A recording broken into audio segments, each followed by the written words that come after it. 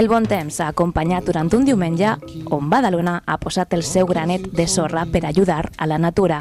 Cap a la festa del bosc, celebrada a la serralada de Marina, s'han apropat milers de famílies per ajudar a regenerar la vegetació de l'espai natural. La idea és molt senzilla. Els responsables ambientals dirigeixen els participants cap a una zona determinada i en cadascuna d'elles es planten un tipus d'arbres diferents, segons les seves característiques de manteniment.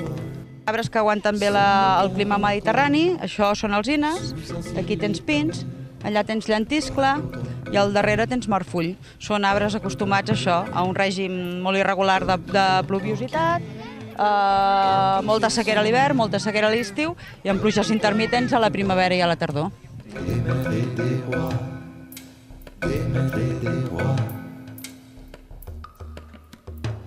Aquí està el torrent i aquests arbres normalment són de zona més humida, no? I aleshores aquí tenim l'Albert i aquí el Pollancre, també hi ha freixes, murtre, també hi ha, i el Pollancre. Un cop tens tot el material preparat i has escollit l'arbre a plantar, toca fer feina. Plantar un árbol. Sí, un pino.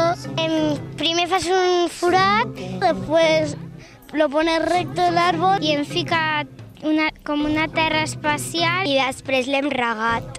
Es calcula que durant aquesta edició s'han plantat al voltant de 1.500 arbres, aportats pel Consorci del Parc de la Serralada, en una festa en la qual han participat gent de totes les edats.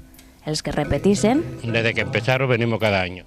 Tenía que ser más a menudo, pero no ya por iniciativa del ayuntamiento, sino de nosotros mismos. I aquells que s'han apropat per primera vegada. Y pensamos, ostras, para los niños, digo, pues es una... Buena idea. Sí, es bonito, ¿no? Que aprendan un poco a tener contacto con el medio ambiente.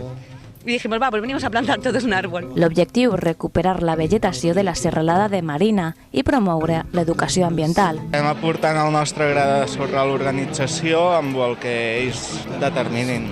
La gent es conscienci de que el patrimoni natural és important i que no es pot deixar de banda. Un objectiu que gràcies als milers de participants, però també al treball dels tècnics medioambientals, que s'encarregaran després del seu manteniment, estarà més que assolit. Després de plantar l'arbre, toca gaudir de la festa i de l'espai lúdic on diferents entitats com el Club de Villas de Badalona, el grup La Pau i Voluntaris Badalona, així com el Centre Excursionista de Badalona, entre d'altres, han col·laborat.